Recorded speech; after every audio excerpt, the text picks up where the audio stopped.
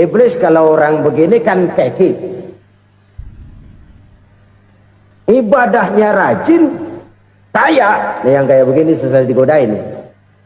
Kalau ibadahnya rajin, miskin, kali bisa disogok.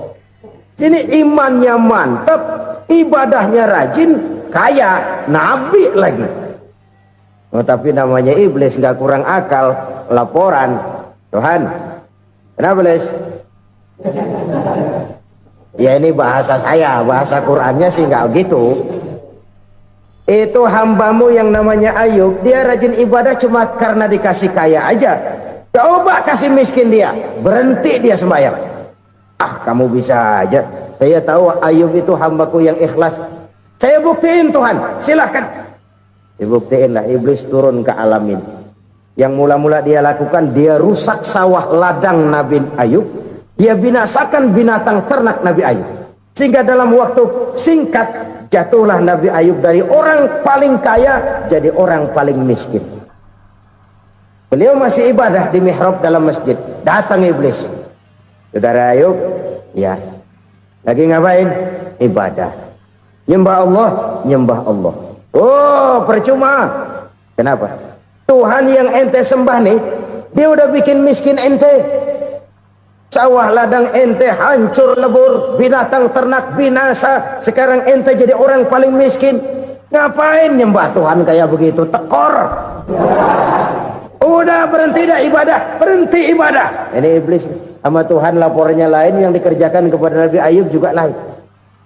Benar begitu iblis, kata Nabi Ayub. Iya, sawah ladang saya habis, buras. Binatang ternak saya binasa, binasa.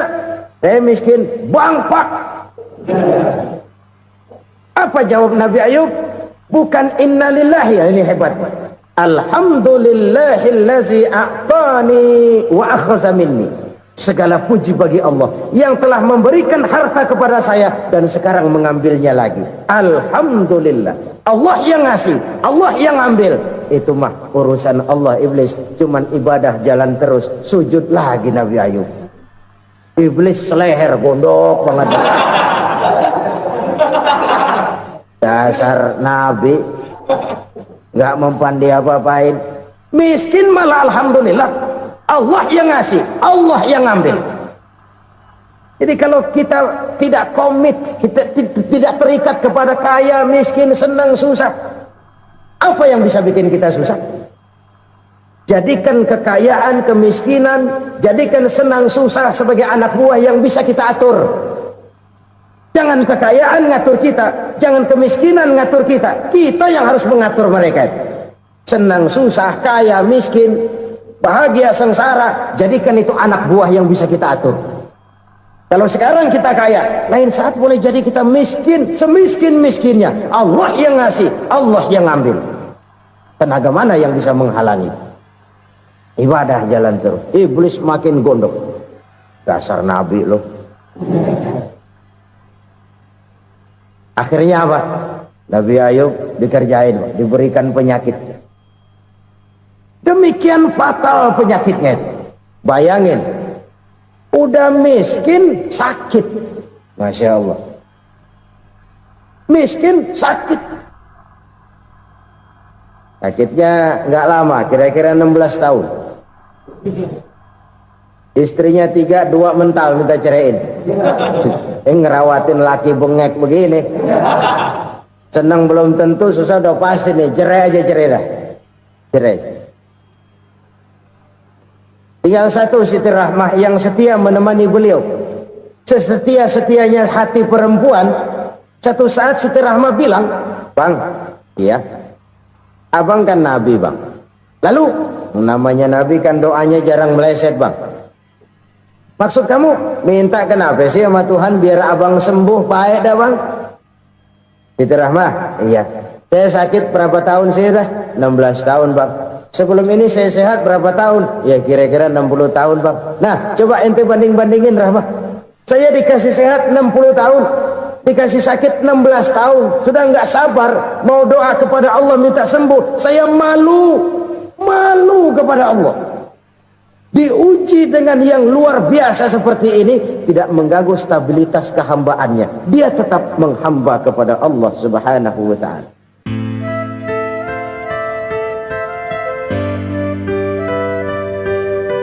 Selalu berusaha menyimpan sesuatu yang bisa membawa manfaat, baik untuk dirinya, untuk anak cucunya, maupun untuk keluarganya, untuk masa kini dan masa depannya. Kadang simpanan itu berbentuk uang, kadang berupa tanah, lain saat berbentuk pabrik, dan lain sebagainya. Sementara masa depan yang paling pasti adalah akhirat. Jika untuk masa depan dunia kita rela memeras keringat, membanting tulang, pergi pagi dan pulang petang, menyimpan uang, menyimpan tanah, menyimpan pabrik, pernahkah kita merenung jika satu saat kiamat datang, kita dibangkitkan dari kubur masing-masing, berdiri di padang mahsyar untuk mempertanggungjawabkan seluruh kegiatan hidup kita di dunia ini, lalu kita akan menuju ke alam akhirat. Sudahkah kita mempunyai simpanan untuk akhirat kita? Pada pertemuan kali ini saya ingin menyampaikan sebuah hadis di mana Rasulullah sallallahu alaihi wasallam bersabda, arba'un min kanzil jannah.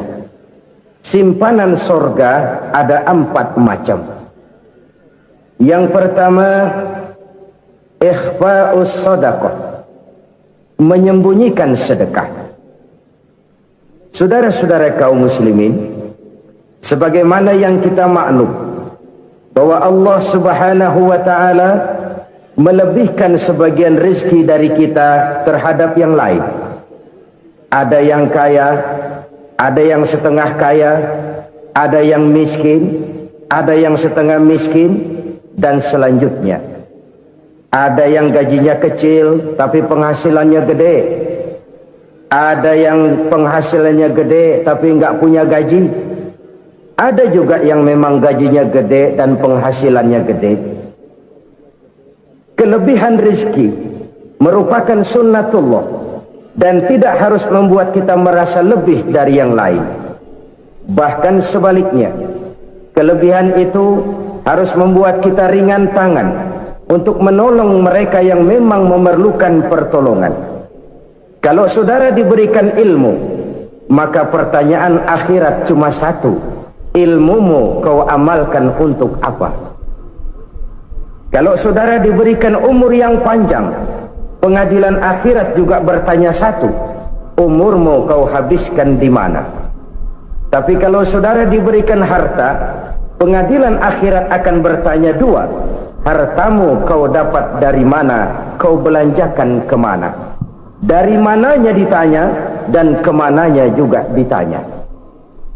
Oleh karena kita akan dimintakan pertanggungan jawab, maka amanah yang bernama harta ini harus kita gunakan dengan sebaik-baiknya. Ada penggunaan yang merupakan kewajiban, itu zakat namanya. Ada penggunaan yang sewaktu-waktu, itu infak namanya. Ada yang lebih sewaktu-waktu lagi, dan itu sedekah namanya. Zakat dia terikat oleh haul dan nisab, oleh putaran batas waktu dan ukuran dari harta itu sendiri. Sedangkan infak terikat oleh situasi dan kondisi perekonomian seseorang. Sedangkan sedekah tidak terikat dengan apapun. Dalam kondisi seperti apapun kita bisa melakukan sedekah dengan yang terkecil sekalipun. Sampai-sampai Rasulullah sallallahu alaihi wasallam mengajarkan, la tahqiranna minal ma'rufi syai'an walau an talqa akhaka biwajhin talik. Atau ada hadis, tabassumuka fi wajhi akhika laka shadaqah. Senyumanmu kepada temanmu adalah sedekah. Jadi untuk melakukan sedekah tidak harus dalam berbentuk uang. Dengan ilmu kita bisa sedekah, dengan tenaga kita bisa bersedekah, dengan pikiran kita bisa bersedekah, bahkan senyum kepada teman itu pun sedekah. Jadi kalau sedekah dengan uang memang belum punya uang, nyengir aja banyakin. Itu asal pada tempatnya, jangan lalu ketemu tiang listrik cengengesan. Tentu tidak pada tempatnya dan tidak wajar. Nah, sedekah yang paling dicintai Allah adalah sedekah yang disembunyikan.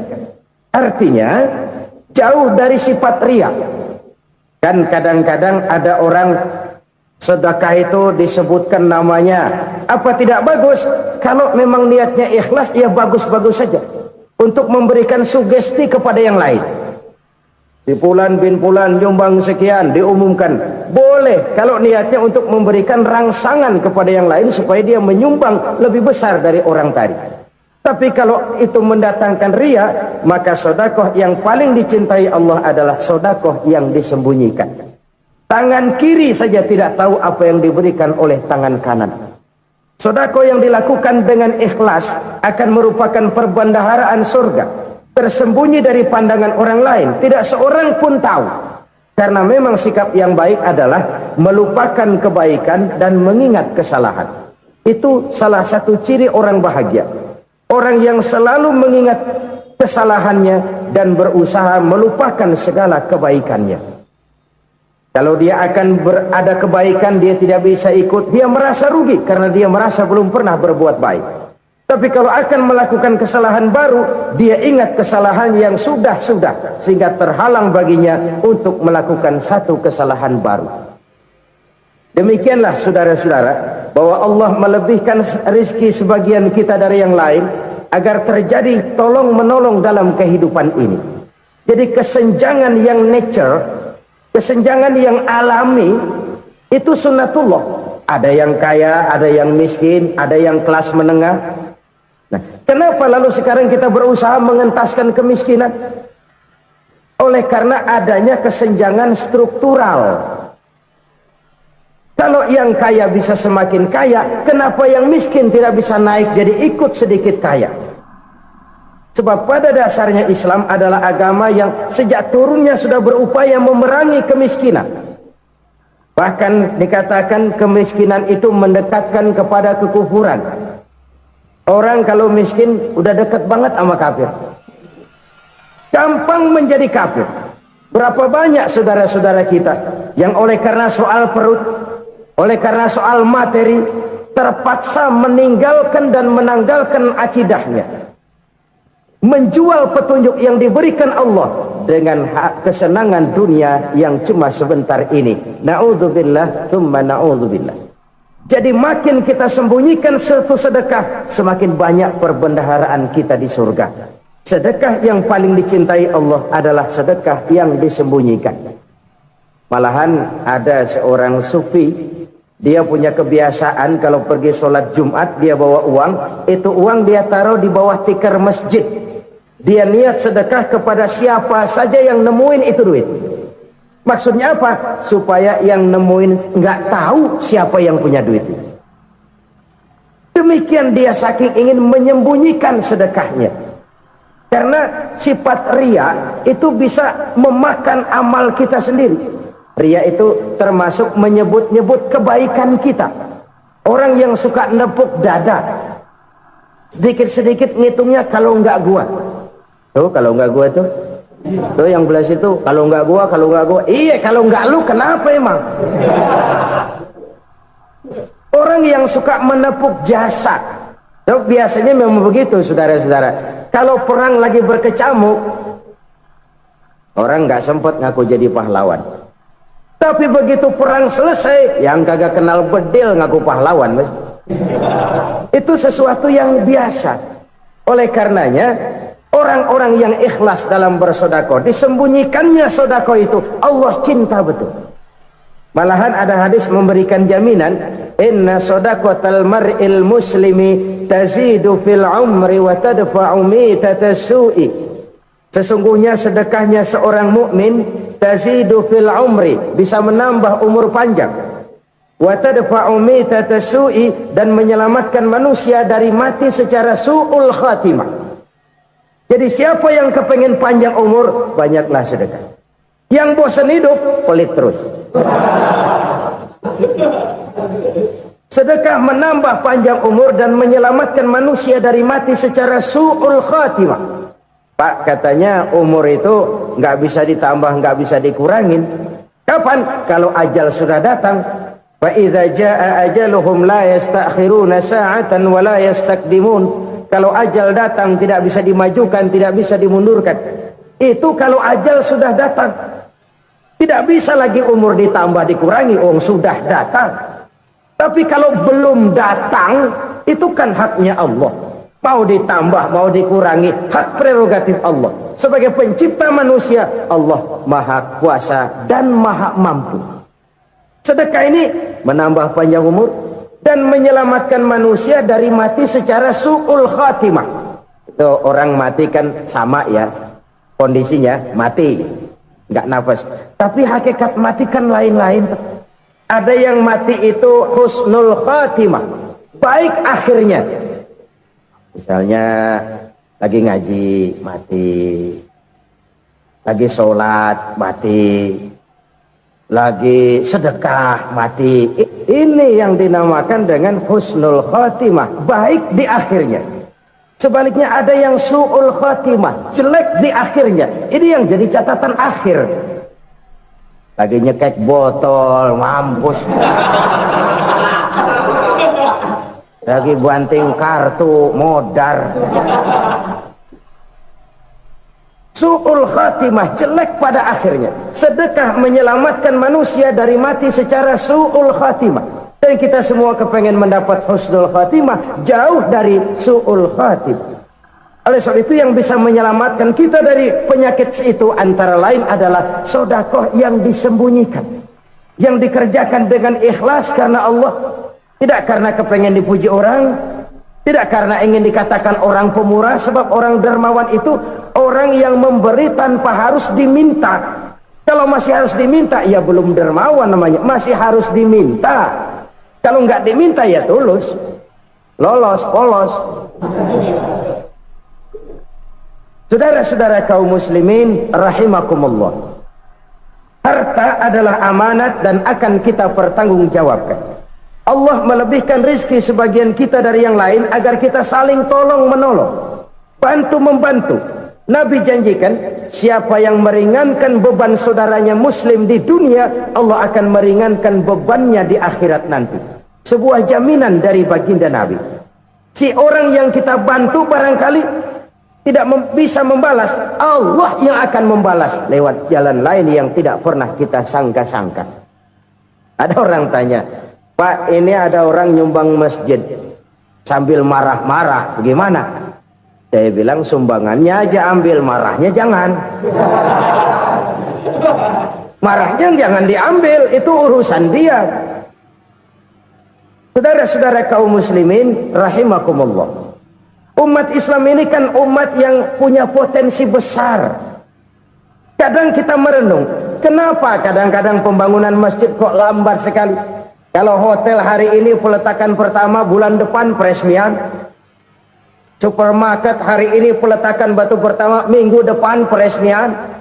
Tapi kalau sudah yang namanya masjid, kadang-kadang peletakan batu pertama sekaligus jadi batu terakhir. 3 tahun, 4 tahun, campur nebar jalak di jalanan, duit dijaring kayak ikan sepat. Apa tidak ada orang Islam yang kaya? Banyak. Apa tidak ada pengusaha muslim yang jadi konglomerat? Ada. Lalu yang belum banyak itu yang komit terhadap nilai-nilai agamanya. Akhirnya kita jatuh jadi umat yang lemah.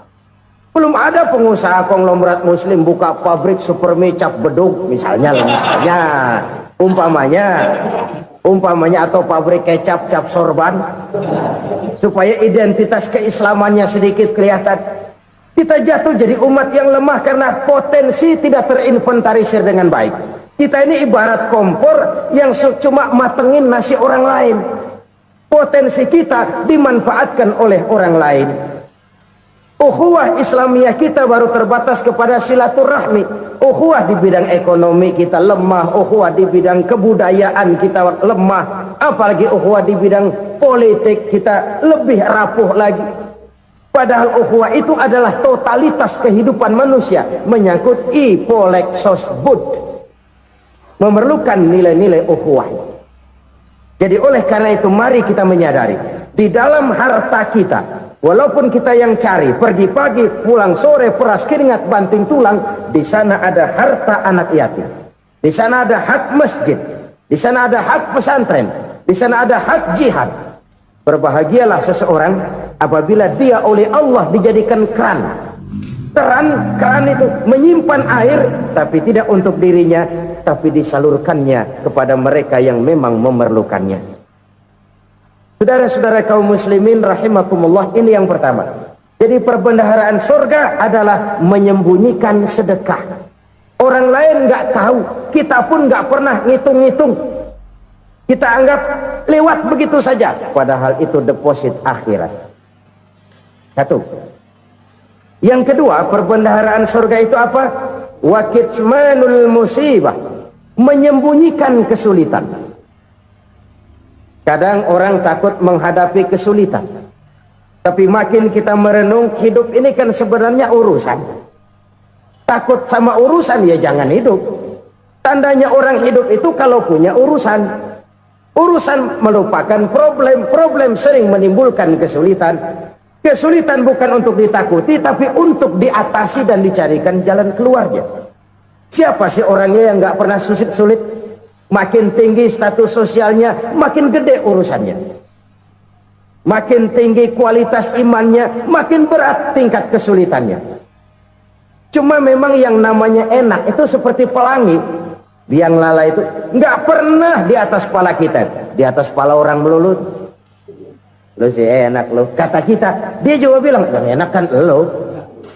Pelangi itu nggak pernah di atas kepala kita. Kata tukang beca, aduh enak ya naik Mercy. Kata tukang beca, apa yang di dalam mobil Mercy? Aduh enak bener tukang beca, di jok ngeringkuk ngorok pules bener. Saya kamar pakai AC sejuk, tempat tidur sutra empuk, alga spring bed, gula kulik nggak bisa pulas kalau belum minum Valium, belum tidur. Enak bener tukang beca, di jok ngorok nggak tahu wetan kulon. Si tukang beca bilang yang di Mercy enak, yang di Mercy bilang tukang beca enak. Inilah enak, nggak pernah di atas kepala kita, di atas kepala orang lain melulu enak itu. Nah saudara-saudara, yang merupakan perbendaharaan surga itu orang yang bisa menyembunyikan kesulitan, baik pribadi ataupun rumah tangga. Nih terutama rumah tangga yang jadi soalnya. Kadang-kadang kita ini kalau senang, sebaliknya kalau senang kita diam, kalem aja, cuek. Banyak banget duit kita bawaan, diam aja udah. Malah ketemu orang takut. Tapi begitu susah, sekampung tahu. Padahal Nabi mengajarkan perbendaharaan surga itu menyembunyikan musibah, menyembunyikan kesulitan. Kalau enak, cerita sama orang-orang. Kalau nggak enak, rasain sendiri, tekan sendiri, atasin sendiri. Kita kan sebaliknya, senang kita diam, asal lagi susah, paling tidak kita nyari teman buat cerita kesusahan. Siapa orangnya yang nggak pernah susah? Cuma soalnya bagaimana kita mengatasi kesusahan itu sendiri. Begitu juga misalnya kalau orang sudah berumah tangga, itu orang tuanya harus menjadi tempat dia cerita yang enak-enak saja. Yang nggak enak rasain berdua, selesaikan berdua, atasin berdua. Jangan dibalik. Asal senang diam, giliran susah saja. Maknya laporan. Terbalik. Bisa menjaga security informasi. Maka nama bayam keluar diam, malah seluitan. Enak amat lo makan daging ayam. Security informasi.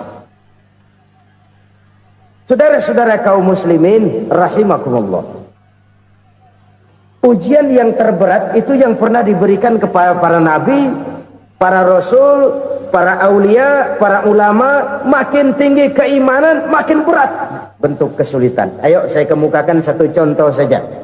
Ada seorang nabi yang kaya, nabi kaya, namanya Nabi Ayub. Iblis kalau orang begini kan tekib, ibadahnya rajin, kaya. Nih yang kayak begini susah digodain. Kalau ibadahnya rajin, miskin, kali bisa disogok. Sini imannya mantap, ibadahnya rajin, kaya, nabi lagi. Oh, tapi namanya iblis nggak kurang akal. Laporan, Tuhan, kenapa Les? Ya ini bahasa saya, bahasa Qurannya sih nggak gitu. Itu hambamu yang namanya Ayub, dia rajin ibadah cuma karena dikasih kaya aja. Coba kasih miskin dia, berhenti dia sembahyang. Ah, kamu bisa aja. Saya tahu Ayub itu hambaku yang ikhlas. Saya buktiin Tuhan, silahkan. Dibuktiin lah, iblis turun ke alam ini. Yang mula-mula dia lakukan, dia rusak sawah ladang Nabi Ayub. Dia binasakan binatang ternak Nabi Ayub. Sehingga dalam waktu singkat, jatuhlah Nabi Ayub dari orang paling kaya jadi orang paling miskin. Beliau masih ibadah di mihrab dalam masjid. Datang iblis. Saudara Ayub, ya, lagi ngapain? Ibadah. Nyembah Allah, nyembah Allah. Oh, percuma. Kenapa? Tuhan yang ente sembah nih, dia udah bikin miskin ente. Sawah ladang ente hancur lebur, binatang ternak binasa. Sekarang ente jadi orang paling miskin. Ngapain nyembah Tuhan kayak begitu? Tekor. Udah berhenti dah ibadah, berhenti ibadah. Ini iblis sama Tuhan laporannya lain, yang dikerjakan kepada Nabi Ayub juga lain. Benar begitu iblis kata Nabi Ayub? Iya, sawah ladang saya habis, buras. Binatang ternak saya binasa, binasa. Saya miskin, bangpak. Apa jawab Nabi Ayub? Bukan innalillahi, ini hebat. Alhamdulillahillazi a'tani wa akhza minni. Segala puji bagi Allah yang telah memberikan harta kepada saya dan sekarang mengambilnya lagi. Alhamdulillah. Allah yang ngasih, Allah yang ambil. Itu mah urusan Allah. Iblis cuman ibadah jalan terus, sujud lagi Nabi Ayub. Iblis seleher gondok banget. Dasar Nabi nggak mempan dia apa-apain. Miskin malah alhamdulillah. Allah yang ngasih, Allah yang ngambil. Jadi kalau kita tidak komit, kita tidak terikat kepada kaya, miskin, senang, susah, apa yang bisa bikin kita susah? Jadikan kekayaan, kemiskinan, jadikan senang, susah sebagai anak buah yang bisa kita atur. Jangan kekayaan ngatur kita, jangan kemiskinan ngatur kita. Kita yang harus mengatur mereka. Senang, susah, kaya, miskin, bahagia, sengsara, jadikan itu anak buah yang bisa kita atur. Kalau sekarang kita kaya, lain saat boleh jadi kita miskin, semiskin-miskinnya. Allah yang ngasih, Allah yang ngambil. Tenaga mana yang bisa menghalangi? Ibadah jalan terus. Iblis makin gondok. Dasar Nabi loh. Akhirnya apa? Nabi Ayub dikerjain, diberikan penyakit. Demikian fatal penyakitnya. Bayangin, udah miskin sakit. Masya Allah. Miskin sakit. Sakitnya nggak lama, kira-kira 16 tahun. Istrinya 3, 2 mental minta ceraiin. Ngerawatin laki bengek begini. Senang belum tentu, susah udah pasti nih. Cerai aja, cerai dah. Cerai. Tinggal satu Siti Rahmah yang setia menemani beliau. Sesetia-setianya hati perempuan. Satu saat Siti Rahmah bilang, "Bang, iya, abang kan Nabi bang. Lalu namanya Nabi kan doanya jarang meleset bang. Maksud kamu minta kenapa sih sama Tuhan biar abang sembuh baik dah bang?" Siti Rahmah, iya. Saya sakit berapa tahun sih dah? 16 tahun bang. Sebelum ini saya sehat berapa tahun? Ya kira-kira 60 tahun bang. Nah coba ente banding-bandingin Rahmah. Saya dikasih sehat 60 tahun, dikasih sakit 16 tahun. Sudah nggak sabar mau doa kepada Allah minta sembuh. Saya malu kepada Allah. Diuji dengan yang luar biasa seperti ini, tidak mengganggu stabilitas kehambaannya. Dia tetap menghamba kepada Allah Subhanahu wa ta'ala. Saudara-saudara kaum muslimin rahimakumullah. Kunci menghadapi kesulitan itu apa? Allah jelaskan dalam satu ayat, wa basyiris sabirin alladzina iza asabathum musibah qalu inna lillahi wa inna ilaihi raji'un. Gembirakan orang-orang yang sabar. Siapa mereka itu? Yang apabila mendapat musibah mereka kembali kepada keyakinan dasar, segalanya dari Allah dan segalanya akan kembali kepada Allah. Ini konsepsi dasar dari sikap muslim dalam menghadapi berbagai kesulitan. Segalanya dari Allah, segalanya akan kembali kepada Allah. Kalau ini sudah kondisi dasarnya, maka kita akan lapang menghadapi kenyataan bagaimanapun pahitnya. Apakah itu namanya miskin, apakah itu namanya sakit, bahkan maut sekalipun. Maut sekalipun. Segalanya dari Allah, segalanya akan kembali kepada Allah. Ini sikap hidup, bukan sekedar ucapan. Kita kadang-kadang menjadikannya sebagai ucapan. Mulutnya sehingga berhenti, innalillahi wa inna ilaihi raji'un, tapi nangisnya terus gerung-gerungan. Bukan itu, ini kesadaran moral. Kalau segalanya dari Allah, segalanya kembali kepada Allah, kan sebenarnya cuma nunggu giliran. Hari ini saya nyembayangin dia, entah hari apa saya disembayangin orang. Hari ini saya antar dia ke kubur, entah hari apa orang nganterin saya ke kubur. Hari ini saya tahlilkan dia, entah nanti kapan orang tahlilkan saya. Segalanya dari Allah, segalanya akan kembali juga kepada Allah. Oleh sebab itu saudara-saudara, kesulitan bukan untuk ditakuti. Kesulitan justru untuk diatasi, dicarikan jalan keluarnya. Dan tidak ada orang yang tidak pernah mendapat kesulitan. Tidak ada. Semakin tinggi status sosial, semakin tinggi kualitas keimanan, semakin besar juga tingkat kesulitan. Hanya saja bagaimana cara kita mengatasinya. Dan Al-Quran menyatakan, inna ma'al usri yusra. Di balik kesulitan itu pasti ada kemudahan. Roda itu berputar. Karena itu Rasulullah sallallahu alaihi wasallam mengingatkan kepada kita, ta'arraf ilallahi fir raha ya'rifka fis syiddah. Ingatlah kepada Allah di waktu kamu senang, supaya Allah ingat kepada kamu di waktu kamu susah. Kalau waktu senang kita ingat kepada Allah, kita susah, Allah tidak akan meninggalkan kita. Tapi kalau waktu senang kita jauh dari Allah, sujud tidak sempat, dengan masjid jauh, ketika senang kita lupakan Allah. Nanti begitu kita susah, Allah lupakan kita. Dan itu menyakitkan. Oleh karena itu orang-orang tua kita dulu bilang, kalau lagi sehat ingat-ingat lu bakal sakit nanti. Kalau lagi kaya ingat-ingat satu saat kita bakal jatuh miskin. Bahkan kalau lagi muda ingat-ingat kita bakal tua. Dan yang terpenting kalau lagi hidup ingat-ingat kita bakal mati. Saudara-saudara kaum muslimin rahimakumullah. Jadi yang kedua yang merupakan perbendaharaan surga, menyembunyikan musibah. Saudara-saudara kaum muslimin rahimakumullah. Hal ketiga yang merupakan perbendaharaan surga adalah wasilatur rahmi. Orang yang suka bersilaturahmi. Sebagaimana yang kita maklum bahwa manusia adalah makhluk yang disebut zon politika. Makhluk sosial yang tidak mungkin hidup sendiri-sendiri. Betapa dan siapapun kita memerlukan orang lain.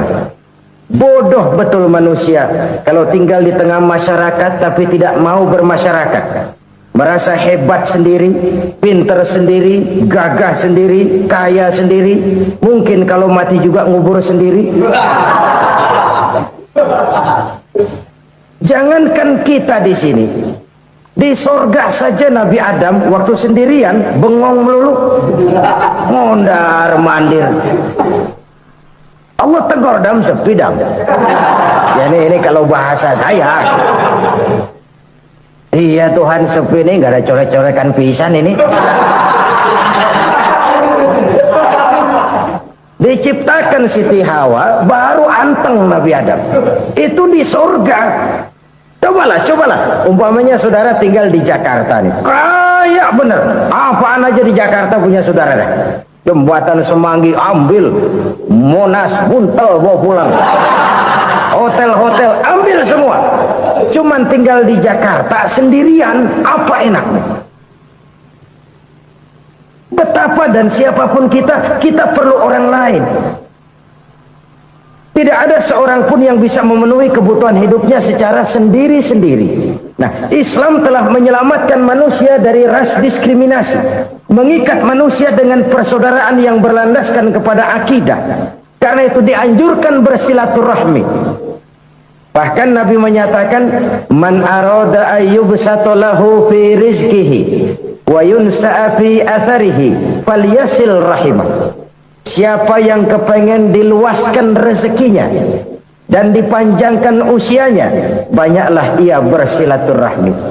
Siapa yang kepengen dimudahkan rezekinya, hendaknya ia banyak bersilaturahmi. Kalau banyak teman, kesulitan kan paling tidak ada tempat cerita. Udah susah sendirian, kita pikirin diri, nggak ada tempat tukar pikiran. Cepet banget sama bengek. Dilawan sendiri. Nah, secara makro kita bisa berkata, tidak mungkin ada kemenangan kalau tidak ada kekuatan. Tidak ada kekuatan kalau tidak ada kesatuan dan persatuan. Tidak mungkin ada kesatuan dan persatuan tanpa semangat silaturahmi. Kalau umat Islam mau menang, dia harus kuat. Kalau umat Islam mau kuat, dia harus bersatu. Kalau umat Islam mau bersatu, dia harus membudayakan silaturahmi ini.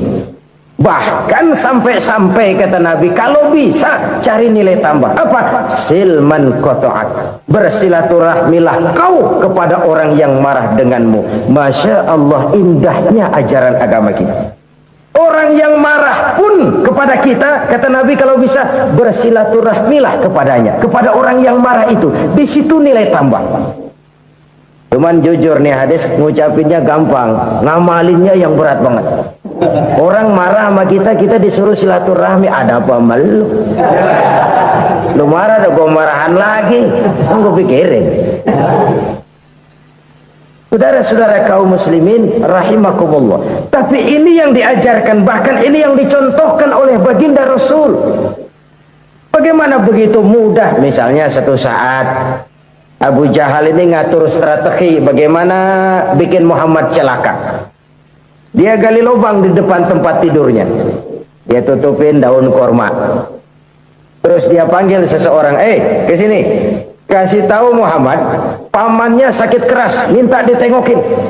Berangkat orang ini ke sana. Muhammad, labbaik.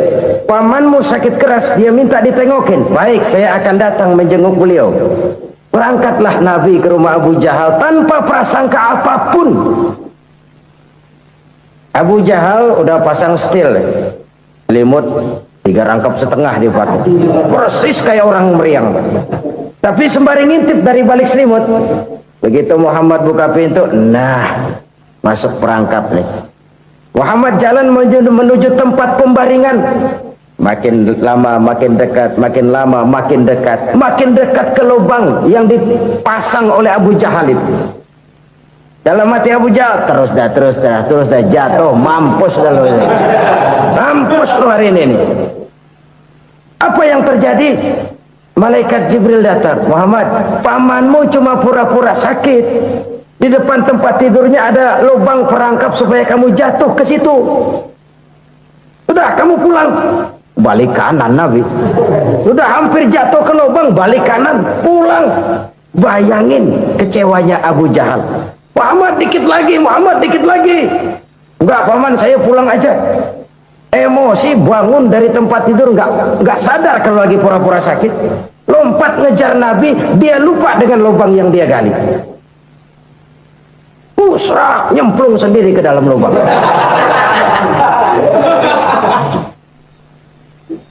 Nabi terus berlalu. Ini terjadi keanehan. Jatuh ke lubang yang dia gali itu sebenarnya nggak terlalu dalam ya, antara 3-4 meteran lah. Tolong, saya jatuh ke lubang ini. Datanglah pelayan-pelayannya itu. Angkat saya dari sini. Oh, yang ngulurin tambang. Satu gulung, belum juga nyampe itu tambang. Kurang, beli lagi ke warung. Sambung, ulur lagi, nggak juga bisa sampai. Wah, ini kerjaan Muhammad ini. Tolong, siapa salah seorang kamu ke rumah Muhammad, kasih tahu encangnya kecebur. minta ditolongin, sampaikan kepada Rasul. Kenapa? Pamanmu jatuh ke lubang, Muhammad minta tolong diangkatin. Hambang udah nyambung-nyambung nggak nyampe juga. Ya nanti saya datang, saya tolong. Coba ini. Nyata-nyata orang berniat jahat mau mencelakakan dia, datang dia menolong. Ini yang disebut air tuba dibalas air susu ya, ini bukan sebaliknya. Air tuba dibalas air susu. Paman kecebur ya? Iya Muhammad, tolong ini. Pegang tangan saya. Nabi ulurkan tangannya, nyampe, dipegang oleh Abu Jahal, diangkat ke atas. Sampai atas, apa kata Abu Jahal? Sihirmu memang hebat Muhammad. Udah ditolongin dikata sihir. Yang enak kita kemplang kan itu orang begitu. Urusan apa? Tapi inilah akhlak. Kalau bisa kamu bersilaturahmilah dengan orang yang marah kepadamu sekalipun. Orang marah kita tetap baik. So, kalau kita berbuat baik sama orang yang memang baik, rasanya sih biasa-biasa aja. Orang baik kita baik lagi, ya draw aja, belum ada nilai tambah di situ. Baru ada nilai tambah kalau kita bisa berbuat baik kepada orang yang nyakitin kita. Itu namanya kita setingkat di atas dia. Dia sakitin kita, kita berbuat baik sama dia. Dia pelit sama kita, kita baik sama dia. Dia marahin kita, kita deketin dia. Di situ kita punya nilai tambah. Jadi siapa yang ingin diluaskan rezekinya, kata Nabi, dan dipanjangkan umurnya, hendaklah ia banyak-banyak bersilaturahmi. Sederhana sebenarnya silaturahmi, tapi silaturahmi membangkitkan semangat kesatuan dan persatuan. Kesatuan dan persatuan melahirkan kekuatan. Dalam matematika 1 ditambah 1 pasti 2. Tapi di tengah masyarakat, 1 orang takut ditambah 1 orang takut, hasilnya jadi 2 orang setengah berani. Kenapa setengah berani? Karena udah berdua. Tadi pan takut sendirian, kalau dia kumpul turu-turu takutlah jadi berani. Kita yang lemah, kita yang tidak berdaya, kita yang miskin, kalau mau kompak bersatu, apa yang nggak bisa kita kerjain? Apalagi tinggal di kota besar, pilihan cuma 2, bertahan atau minggir. Bertahan atau minggir. Untuk bisa bertahan harus mampu bersaing. Untuk mampu bersaing harus punya keahlian. Keahlian harus ditunjang dengan pendidikan, ditambah oleh kekompakan sebagai umat. Udah miskin mencar mulu, orang injek gitu. Orang nggak pandang urusan apa yang malu. Oleh karena itu, silaturahmi pada hakikatnya merupakan roh dari ukhuwah yang diajarkan oleh agama kita. Bagaimana Islam menyelamatkan masyarakat manusia dari ras diskriminasi, mengikat manusia, dan tidak ada persaudaraan yang lebih indah selain persaudaraan yang diikat dengan nilai-nilai akidah. Sepanjang orang di jalan Allah, itulah saudara kita. Keluar dia dari jalan Allah, selesailah persaudaraan sampai di situ. Karena itu, kalau ingin menyimpan sesuatu di surga, banyaklah bersilaturahmi. Datang ke rumah ini, datang ke rumah itu, dan lain sebagainya. Itu simpanan kita di akhirat nanti. Ini yang ketiga. Saudara-saudara, yang keempat, perbendaharaan surga itu apa? Wa qawlu la hawla wa la quwwata illa billah. Ucapan la hawla wa la quwwata illa billah. Ibadah kan ada yang berat, modalnya besar. Bangun masjid berat, modalnya besar. Bangun rumah sakit berat, modalnya besar. Ada ibadah yang berat, tapi modalnya ringan. Misalnya puasa. Puasa itu berat, mengendalikan nafsu. Kalau sekedar nggak makan, nggak minum sih enteng. Mengendalikan nafsu. Itu jihad terbesar, tapi kan modalnya ringan, cuma niat saja. Ini ibadah berat, modalnya ringan. Ada ibadah yang ringan, modalnya juga enteng. Seperti termasuk ucapan la haula wa la quwwata illa billah. Tanpa sadar, la haula wa la quwwata illa billah. Nyelengin tuh di surga. Nyelengin, kita nggak terasa. Nyelengin simpanan akhirat. La haula wa la quwwata illa billah. Nyimpan lagi.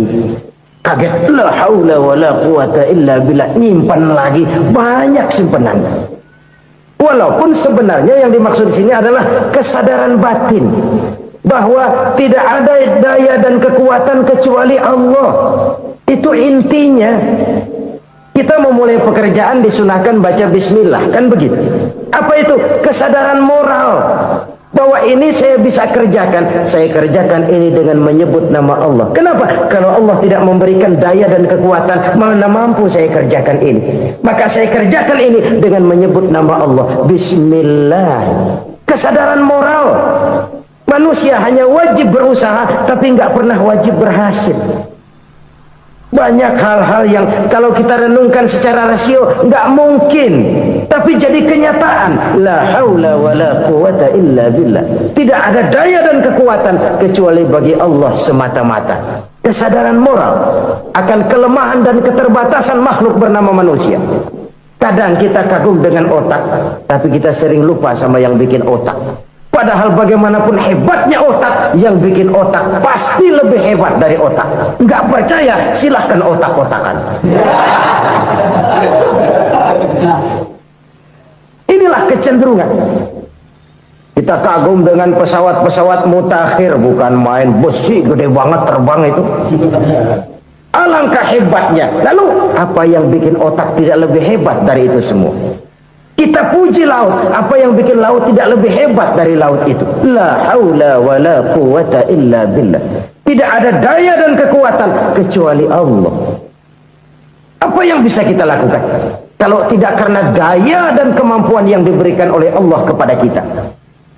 Lahirlah sikap tawadu, rendah hati, tidak melonjak menjadi angkuh dan sombong, sadar akan kelemahan dan keterbatasan diri sebagai makhluk yang diciptakan oleh Allah Subhanahu wa taala. Jadi satu sisi ini ucapan yang berpahala, la haula, jadi wiridan.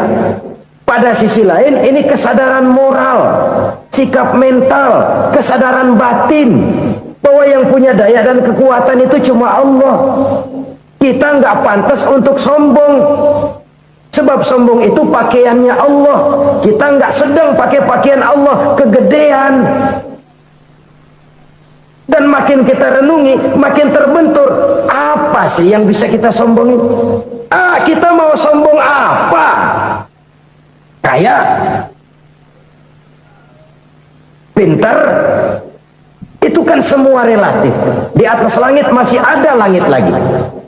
Jadi oleh karenanya, marilah kita menyadari.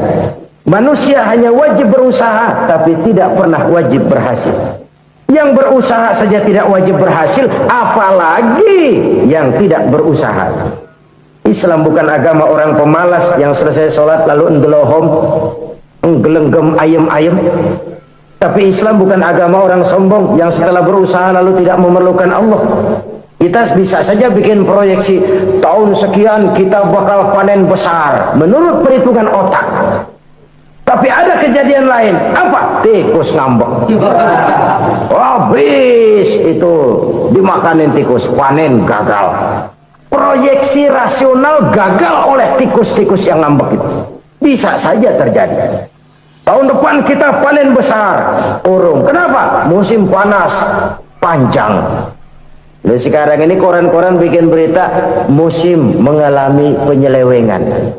Bukan cuma manusia yang nyeleweng sekarang. Musim pakai nyeleweng. Mestinya kan musim hujan udah selesai, masih hujan-hujan juga. Musim.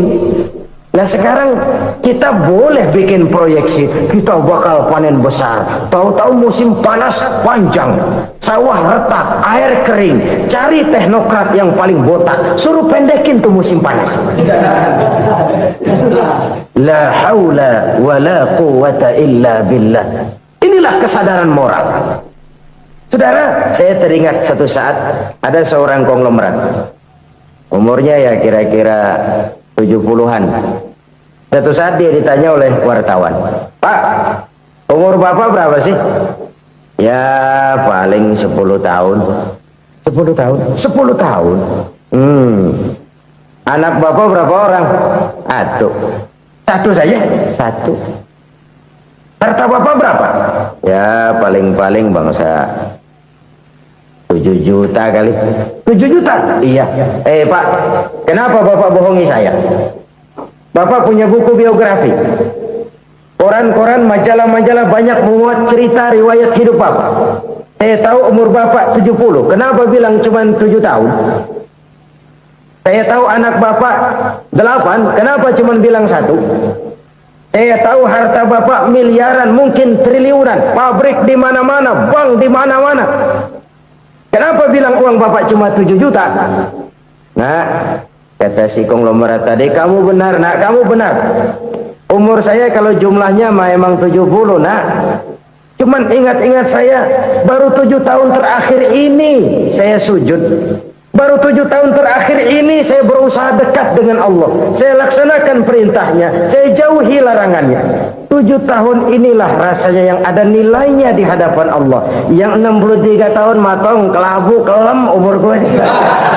Habis untuk maksiat, untuk munkarat. Maka ketika ditanya tadi, umur saya 7 tahun itu. Oh begitu Pak. Oh iya.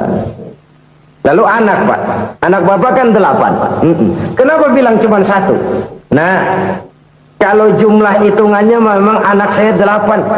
Tapi dari 8 orang ini rasanya cuma 1 nih yang bakal jadi buah hati, belahan jantung, pelanjut cerita, penerus sejarah, bakal jadi anak soleh yang akan mendoakan saya. Cuman 1 rasanya anak saya ini yang bakal jadi buah hati saya, besar-besaran saya, yang akan mendoakan di kubur saya, yang akan mendoakan di akhirat saya.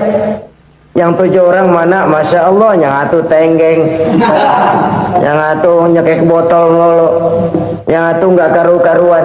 Makanya saya bilang 1 anak saya yang akan bisa mendoakan saya. Oh begitu Pak. Iya. Nah, harta Pak, harta Bapak kan triliunan, pabrik Bapak di mana-mana, uang Bapak hampir di tiap bank-bank besar. Kenapa bilang cuma 7 juta? Betul kau nak. Harta saya kalau jumlahnya memang miliaran, triliunan mungkin. Tapi yang saya ingat baru 7 juta tuh yang saya belanjakan di jalan Allah. Saya nyumbang masjid, saya santuni yatim piatu, saya bantu pembangunan pesantren, saya bantu pembangunan rumah sakit Islam. Itu yang akan saya bawa pulang ke akhirat, yang 7 juta itu. Yang triliunan itu nanti akan diperebutkan oleh anak-anak saya sebagai waris saya. Jadi harta saya 7 juta itu yang bakal nemenin saya di akhirat, yang akan saya bawa pulang jadi teman saya. Saudara-saudara kaum muslimin, jangan-jangan orang tua itu adalah kita-kita ini. Jangan-jangan kita-kita ini adalah orang tua itu. Jangan-jangan itu potret dari diri kita masing-masing. Dari sekian umur yang diberikan Allah, berapa tahun yang ada nilainya di hadapan Allah.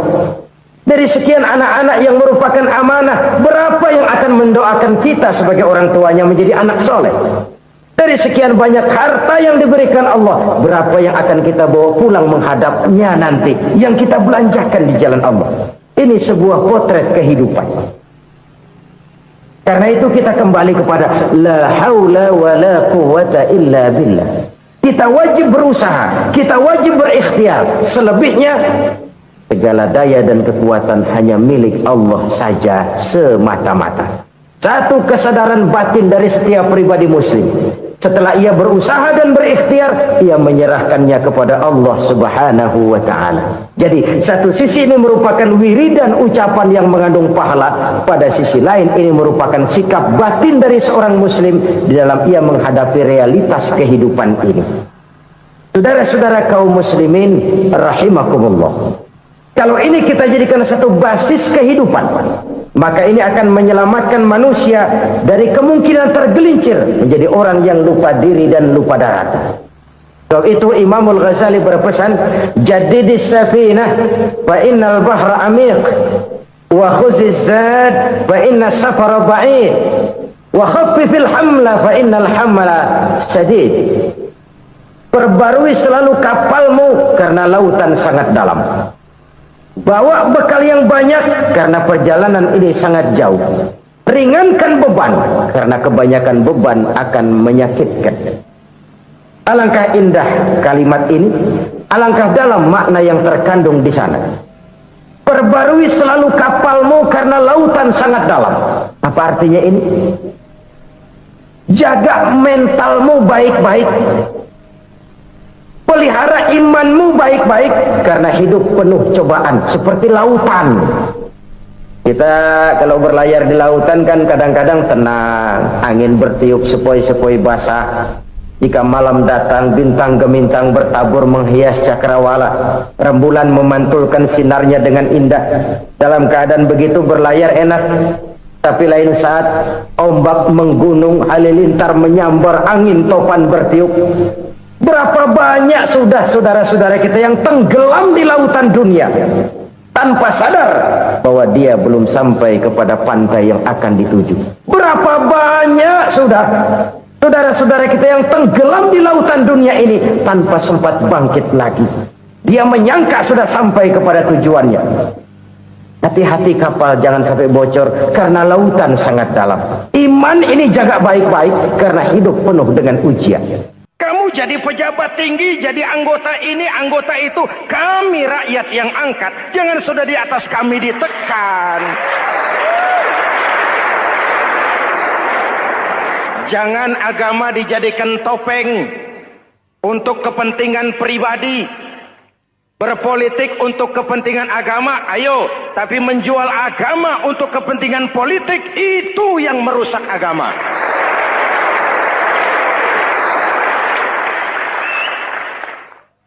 Ini kan kita lagi prihatin sedang meluncur kasus Bulog Gate 2.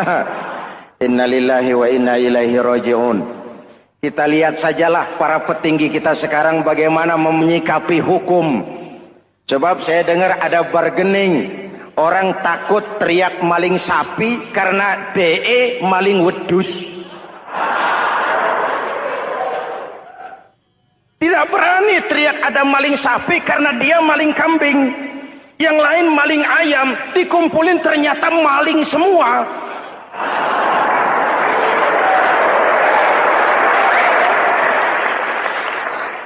Hadirin yang saya hormati, ini melukai rasa keadilan. Oleh karena itu sholat mengajarkan kepada kita, dalam posisi berdiri, lihat tempat sujudmu. Jangan menteleng terus ke atas, lalu lupa dari mana kita berangkat. Itulah maknanya tawadhu, rendah hati, tidak melonjak angku dan sombong. Ada sebuah hadis Rasulullah bersabda, "Idza aradallahu biqaumin khairan." Apabila Allah menginginkan kebaikan kepada satu bangsa, apabila Allah menginginkan kebaikan kepada satu kelompok rakyat, walla alaihim hulama'uhum, maka yang naik jadi pemimpin adalah orang-orang yang santun, orang-orang yang lemah lembut, bukan orang yang menggunakan kekerasan dan tiran, sedikit-sedikit main pecat. Itu terlambat lahir. Mestinya lahir di zaman Hitler, mestinya lahir di zaman Benito Mussolini, atau kalau mau lebih klasik lagi di zaman Fir'aun. Kalau Allah menginginkan kebaikan kepada satu masyarakat, satu bangsa, satu negara, naiklah orang-orang yang santun, yang ngayomi, yang menjadi solusi dan jalan keluar untuk kepentingan rakyatnya, mampu memberikan keteladanan. Saya tertarik dengan pidato Presiden Cina pada saat dilantik. Cina, Presiden Cina pasti tidak tahu Pancasila,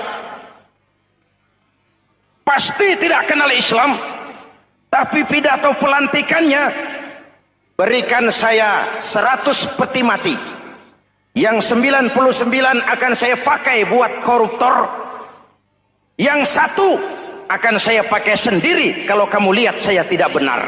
Luar biasa.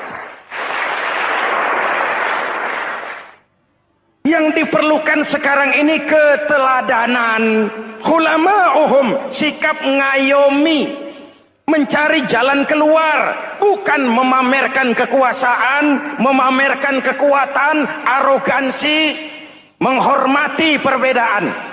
Itu ciri demokrasi. Saudara-saudara kaum muslimin rahimakumullah. Kita menyaksikan peristiwa-peristiwa yang memilukan dan memalukan. PHK terjadi di mana-mana. Pengangguran meningkat, harga-harga membumbung tinggi, daya beli rakyat semakin lemah. Sementara di bidang politik, kejadian-kejadian memberikan indikasi bahwa persatuan dan kesatuan kita sebagai bangsa dewasa ini tengah berada dalam ujian yang berat. Pada jumpa kita kali ini, tanpa bermaksud untuk mencari kambing hitam dari bencana yang kita hadapi, saya ingin menyampaikan sebuah hadis yang diriwayatkan oleh Imam At-Tabarani dari Ibnu Abbas bahwa Rasulullah sallallahu alaihi wasallam bersabda, "Khamsun bi khamsin." Ada 5 perkara yang dapat menimbulkan 5 macam bencana. Mari kita renungi hadis ini satu demi satu sebagai bahan introspeksi buat kita semua dalam menghadapi bencana yang tengah berlaku sekarang ini. Yang pertama, manaqasa qaumul ahda illa sullita alaihim aduwwuhum. Apabila suatu kaum sudah mengingkari janjinya, maka mereka pun akan dikuasai oleh musuh-musuh mereka. Sederhana saja nampak kalimat dalam hadis ini. Apabila orang sudah mengingkari janji, mereka akan dikuasai oleh musuh-musuh mereka sendiri. Dan musuh kita yang paling utama saat ini adalah kemiskinan dan kebodohan. Kenapa itu terjadi? Karena kita mengingkari janji kita sendiri. Di saat awal-awal berdirinya Orde Baru, kita pernah berjanji untuk melaksanakan Pancasila dan Undang-Undang Dasar 45 secara murni dan konsekuen. Kita berjanji bahwa kita akan menegakkan pemerintah yang bersih dan berwibawa. Itu semua pada permulaannya. Waktu demi waktu berjalan, kita lupa dengan janji yang kita ucapkan itu. Ketuhanan yang Maha Esa kita ucapkan, tapi kesetanan yang luar biasa yang kita lakukan. Kemanusiaan yang adil dan beradab yang kita dengungkan, tetapi kemanusiaan zalim dan biadab yang kita praktekkan. Sederhana saja saudara, hampir setiap pejabat pada posisi-posisi kunci, di awal-awal ia memangku jabatan itu, biasanya ia mengucapkan sumpah dengan lafaz demi Allah bahwa dalam melaksanakan jabatan ini saya tidak akan menerima hadiah atau pemberian dalam bentuk apapun. Itu pada permulaannya. Lama-lama rupanya hadiah itu asik juga, mulai diterima. Lama-lama dirasa kurang, mulai menagih. Dan akhirnya terjadilah praktek yang disebut suap menyuap, semir menyemir, dan lain sebagainya. Kalau ini sudah menjadi kenyataan, bagaimana kita mau menegakkan pemerintah yang bersih dan berwibawa? Undang-Undang Dasar 45 menyatakan bahwa bumi, air, dan seluruh kekayaan negara dikelola oleh negara bagi sebesar-besar kemakmuran rakyat. Yang terjadi adalah bahwa kita merasa mewakili rakyat untuk menikmati harta dan kekayaan negara, sehingga rakyat banyak tidak bisa ikut menikmatinya. Menumpuklah harta itu sehingga terjadilah pepatah, gunung ditimbun, sumur digali. Yang kaya semakin kaya, yang miskin semakin terpuruk. Kita ingkar dengan janji yang kita ucapkan di awal-awal kita bergerak. Kita ingkar dengan janji pada saat kita mengatakannya dengan menyebut nama Allah, dengan mempertaruhkan nama Tuhan. Sehingga pada akhirnya jabatan pun mengalami tender. Sudah menjadi rahasia umum. Orang mau jadi lurah mesti mengeluarkan uang. Mau jadi camat mesti mengeluarkan uang. Mau jadi wali kota, bupati, bahkan gubernur, itu ada pasarannya. Secara logika, kalau orang memperoleh satu jabatan karena banyak mengeluarkan uang, tentu pada saat ia mengeluarkan uang, ia sudah punya pemikiran, modal pasti pulang, modal pasti kembali.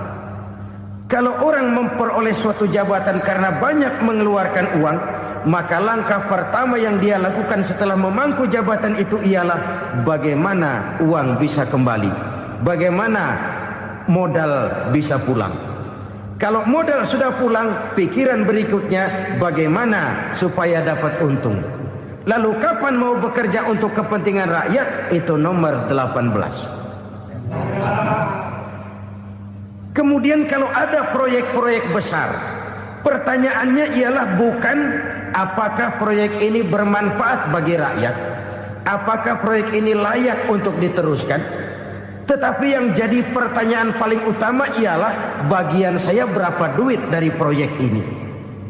Kita bisa lihat proyek, mega proyek lahan 1 juta hektar di Kalimantan Tengah, triliunan rupiah, dan proyek itu gagal. SD Impres bulan ini diresmikan, bulan depan retak. Jembatan-jembatan bulan ini gunting pita, bulan depan runtuh. Kita ingkar dengan janji. Kita berkata kita bekerja untuk kepentingan rakyat, tapi kita tidak pernah mengenal rakyat itu. Apabila suatu kaum sudah mulai mengingkari janji, maka mereka akan dikuasai oleh musuh-musuh mereka. Akibatnya tersusunlah barisan-barisan sakit hati yang makin lama makin menjadi bola salju, menggelinding membesar, dan kemudian terjadilah hal-hal yang tidak kita inginkan lagi. Apabila suatu kaum sudah mengingkari janji, maka mereka akan dikuasai oleh musuh-musuh mereka. Ini penyebab bencana yang pertama. Kita tidak konsekuen. Tadinya kita dengan lantang teriak-teriak berantas korupsi, ganyang korupsi. Pada waktu kita belum mendapat kesempatan. Setelah kita naik punya kesempatan, rupanya korupsi enak juga dirasa. Terjadi pergeseran nilai, orang luntur, kehilangan idealisme awal. Lalu untuk menghibur diri, menutup kesalahan, kita gunakanlah pepatah bahwa tidak ada gading yang tak retak, bahwa kita harus mikul dur mendem jero.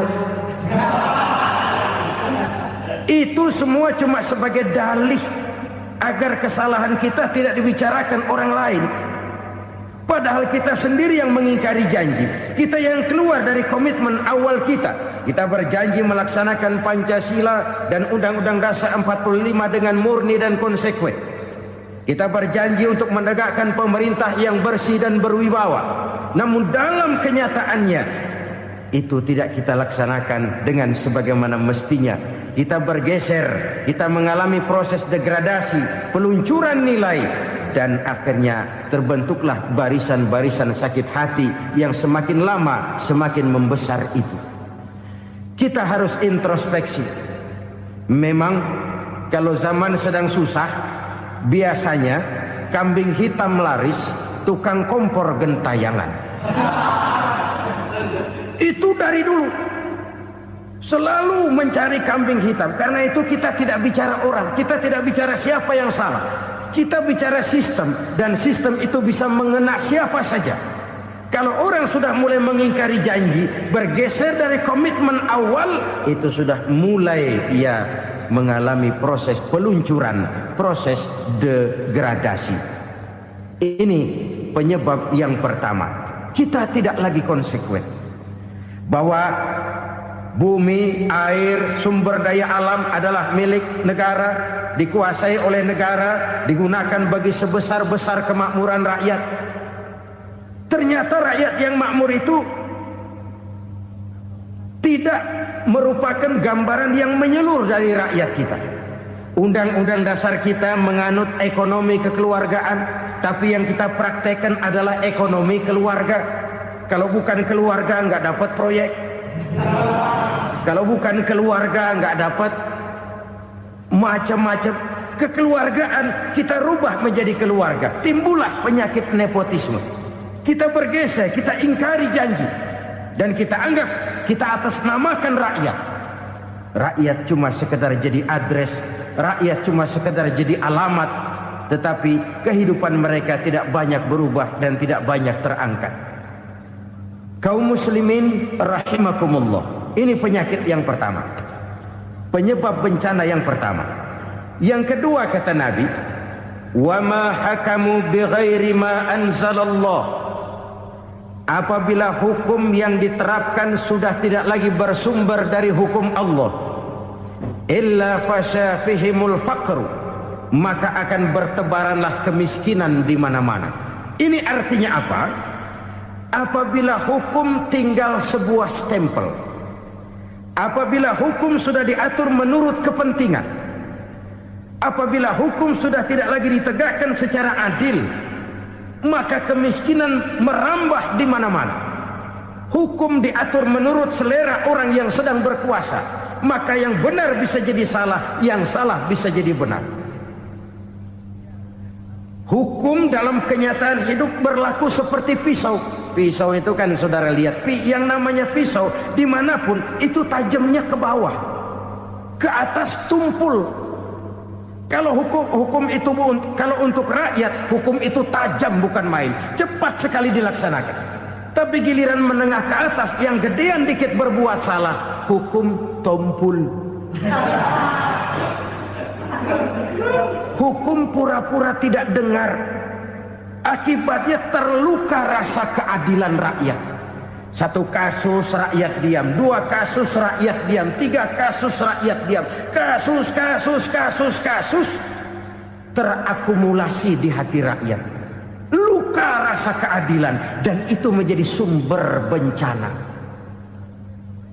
Penjarahan, kita tidak setuju itu, tapi kita harus melihat kausalnya. Itu kan tidak berdiri sendiri. Itu kan karena terlukanya rasa keadilan rakyat, melihat kesempatan ini tidak merata. Kalau rakyat ini yang ngajukan kredit ke bank, walaupun jumlahnya cuma jutaan, ratusan ribu, susahnya 17 setan. Tapi ada orang-orang tertentu yang agunannya palsu, jaminannya palsu, bawa kata belece, bukan cuma miliaran, triliunan kredit bisa keluar. Terluka rasa keadilan, hilangnya kesempatan. Rakyat cuma dapat kesempitan, jarang dapat kesempatan. Dari lukanya rasa keadilan ini, memang ya entah lipstick, entah basa-basi, dibentuklah tim ini, dibentuklah badan pengawas ini, dibentuklah tim ini. Kalau membentur tahu, hancur tahu. Tapi kalau tim yang dibentuk membentur karang, bukan karangnya yang hancur biasanya, timnya yang bubar. Kenapa? Yang dibentur batu karang yang sangat keras. Kita main-main dengan hukum, kita tidak konsekuen dengan hukum, luka rasa keadilan, dan itu terakumulasi. Edi Tamsil, rakyat tahu, terakumulasi, menguap begitu saja. Kasus-kasus lain rakyat tahu, menguap begitu saja. Ketidakadilan terakumulasi, mengendap di hati rakyat, menunggu ledakan. Pada saat sumbu meledak, rakyat tidak bisa dibendung lagi. Oke, kita tidak setuju dengan penjarahan, tapi jangan melihat itu sebagai peristiwa yang berdiri sendiri. Kenapa itu terjadi? Kausalnya kenapa? Oke, kita tidak setuju memang, tapi yang dijarah oleh rakyat kan memang cuma untuk perut. Yang dijarahkan beras, yang dijarahkan televisi, yang dijarahkan kulkas yang masih bisa dihitung, yang memang real untuk kebutuhan rakyat. Penjara-penjara berdasi kepala botak yang menguras uang rakyat habis-habisan, enak saja melenggang dalam kehidupan ini. Makin terluka rasa keadilan rakyat. Apabila hukum yang diterapkan sudah menyimpang dari keadilan yang diajarkan Allah, fasyafihimul fakru, bertebaranlah kemiskinan. Aneh, memalukan, memilukan. Sebuah negara agraris yang katanya pulaunya hijau royo-royo, Gemari Palau Jenawi Toto Tentem Kertora Harjo, yang tahun 93 pernah mendapat penghargaan dari FAO, Badan Pangan Sedunia, sebagai negara yang berhasil dalam swasembada pangan. Sekarang ini kita terpaksa betul beli beras dari Vietnam, beli beras ke Kamboja, beli kedelai dari Kamboja. Kenapa? Lahan sawah kita habis ditanami pabrik. Teknologi kita, teknologi loncatan yang non-applied, tidak terpakai oleh kita. Lantas lahan yang tidak bisa kita tanami, kita paksakan lahan-lahan gambut menjadi tanah pertanian yang subur dengan biaya triliunan, dan kita gagal. Kita cari jarum dan kapak hilang.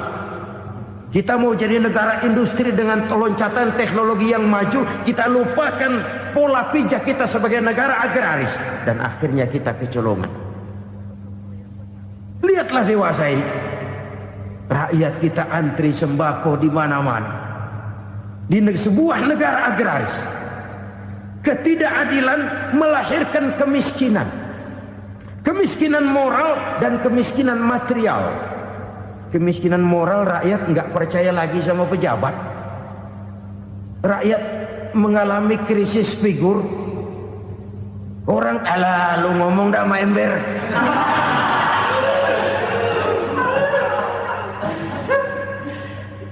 Penataran yang menghabiskan biaya miliaran itu melahirkan pejabat-pejabat korup. Pengawasan yang menghabiskan biaya miliaran itu ternyata impoten, mandul. Kemiskinan moral. Jujur saya berkata, saudara-saudara, setelah pintu reformasi dibuka, itu yang masuk memang macam-macam. Ada yang memang punya tujuan murni, konsekuen dan punya konsep. Ada yang nunggu di tikungan, begitu mobil lewat nyamber pintu, berangkat ikut reformasi. Ada yang memanfaatkan momentum, mumpung, untuk nyampein unek-unek, ngerti nggak, pokoknya ngomong. Sehingga keadaan semakin rancu, kebingungan semakin menjadi-jadi, masalah yang paling urgen tidak terselesaikan. Sekarang ini orang berpikir mendingan jadi pala ular daripada jadi buntut macan. Buntut macan memang hebat macan, tapi kalau buntutnya cuma ugel-ugel di belakang buat apa? Mendingan jadi pala ular, kecil juga nyaplok. Artinya ya biar kecil juga kalau punya partai kan gagah. Lalu rame-rame bikin partai kayak bikin arisan. Orang makin mengalami dislokasi. Semua mau jadi pahlawan, semua mau nomor satu, semua ngomong. Iya kalau bidangnya, kalau bukan makin rancu. Marilah lewat kesempatan ini saya mengajak kita untuk tahu diri. Biarkan politisi ngomong politik, biarkan ekonom menata ekonomi, biarkan praktisi bicara soal hukum, biarkan rakyat munajat, istighfar, mohon pertolongan Allah. Tahu diri kita. Kalau memang ayam, kukuruyuk aja dah. Kalau memang kucing, ayo ngeong. Kalau kambing, silahkan ngembe. Udah tahu ayam, ngeong bunyinya. Suaranya palas, orang nggak ngerti, bingung, makin menjadi-jadi. Ibarat kesebelasan sepak bola bangsa kita sekarang ini, rame-rame mau bikin gol, kiper ikut nyerang sekarang. Memilukan dan bahkan memalukan. Wa ma hakamu bighairi ma anzalallah illa fasyafihimul fakru. Kalau hukum yang diterapkan sudah menyimpang dari keadilan yang diajarkan Allah, bertebaranlah kemiskinan di mana-mana. Coba sekarang ini, yang punya duit bingung, apalagi yang kagak punya duit. Yang pengusaha gede ngeluh, apalagi yang pengusaha pas-pasan. Yang kagak punya beras, yang punya beras saja masih bingung, apalagi yang nggak punya beras. Ini sudah demikian merata. Dulu kita kagum mendengar konglomerat kelas buadah, kelas-kelas yang seakan-akan cuma ada dalam khayalan mereka, punya kekayaan miliaran dolar, triliunan. Sudahlah, seolah-olah nggak terjangkau sama kita. Weh, ternyata yang gede-gede itu juga gede utangnya. Dan rontok satu demi satu. Ternyata rakyat selama ini cuma dialamatkan, cuma dijadikan adres. Rakyat yang tidak banyak ngerti persoalan ini harus menanggung hidup ini begini berat, harus menanggung beban hidup ini begini tinggi, daya beli semakin lemah, semakin terpuruk dan terpuruk, sedang keadaan belum juga banyak berubah. Yang hutang sama luar negeri itu kan bukan rakyat kecil, Ciano. Yang banyak nyimpen dolar juga kan Ciano. Rakyat kecil bocah kampung mah jangankan nyimpen dolar, ngelihat juga tumben. Kemana kita mesti bercermin? Sekali lagi saya mengatakan, maaf, kita tidak bermaksud mencari kambing hitam. Karena itu kita tidak bicara orang, kita bicara sistem, kita bicara keadaan. Beginilah yang dikatakan Nabi, penyebab timbulnya bencana, hukum yang ditegakkan tidak lagi berorientasi kepada keadilan, tapi berorientasi kepada kepentingan. Akhirnya bentuk hukum seperti pisau, tajam ke bawah, tumpul ke atas. Hukum cuma buat rakyat kecil, tetapi kelompok menengah ke atas kadang-kadang kebal dari perlakuan hukum. Maka bertebaranlah kemiskinan. Iya, kemiskinan moral berupa lukanya rasa keadilan. Kalau rasa keadilan terluka, orang kan nunggu kesempatan, saudara. Iya, dia nggak bisa ngomong, iya dia nggak sanggup action, iya dia nggak bisa tunjuk rasa, tapi hatinya kan, kapan ada kesempatan, kapan ada waktu, tunggu. Hatinya mesti begitu. Sehingga begitu ada kesempatan, terjadilah hal-hal yang tidak terhindarkan. Dan itu ekses, bukan reformasi. Jangan seperti sebuah dialog saya dengan seorang abang beca. Saya bertanya, bang, ya, abang tahu nggak reformasi? Tahu. Ustaz, apa? Pembakaran. Terus penjarahan. Lalu perkosaan. Itu reformasi. Itu yang saya lihat. Nah, itu yang dia lihat. Saya tentu tidak menyalahkan abang beca kita, karena memang itu yang dia lihat dan sejauh itu wawasannya. Tapi ini indikasi bahwa banyak rakyat kita yang belum bisa menggunakan kebebasan secara bertanggung jawab. Padahal kebebasan tanpa tanggung jawab tirani. Sebuah contoh gampang-gampangan. Saya beli radio, saya setel di kamar saya, lalu saya bilang, ini radio gue. Yang beli gue, pakai duit gue setel di kamar gue, sekeras-kerasnya, gak ada urusan sama orang lain. Itu kata saya. Tetapi tetangga saya sebelah rumah kan boleh juga ngomong begitu. Kata tetangga saya, ini mata gue, yang ngantuk gue tidur di kamar gue, kenapa suara radio lu nyampe kemari? Artinya apa ini? Kebebasan saya nyetel radio dibatasi oleh kebebasan tetangga saya yang mau tidur. Tidak ada kebebasan mutlak. Kebebasan mutlak tanpa tanggung jawab kembali akan melahirkan tirani, kembali akan melahirkan pemaksaan kehendak. Dan itu lagi-lagi bukan demokrasi. Saudara-saudara kaum muslimin rahimakumullah. Ini penyakit yang kedua, lukanya rasa keadilan, terutama di kalangan rakyat kecil. Itu mengendap menjadi akumulasi dan menunggu giliran kapan bisa dimuntahkan. Dengan kata lain, rakyatnya udah banyak banget makan yang perutnya jadi enek, nyelam. Kapan nunggu muntahnya? Udah begini banyak akumulasi yang mereka pendam di perut ini, sehingga ketika terjadi kesempatan itu sudah tidak terkendalikan lagi. Kita out of control. Saya tidak mentolerir sikap-sikap kekerasan. Bahkan saya lebih cenderung bahwa kalau di rumah kita banyak tikusnya, tikusnya saja racuni, jangan rumah dibakar. Bahwa ada korupsi, iya. Ada kolusi, memang. Ada nepotisme, tentu. Tetapi tikusnya saja racuni. Jangan rumah dibakar. Masa mau ngusir tikus bakar rumah? Tikusnya lari, tikusnya selamat, rumahnya ewes-ewes.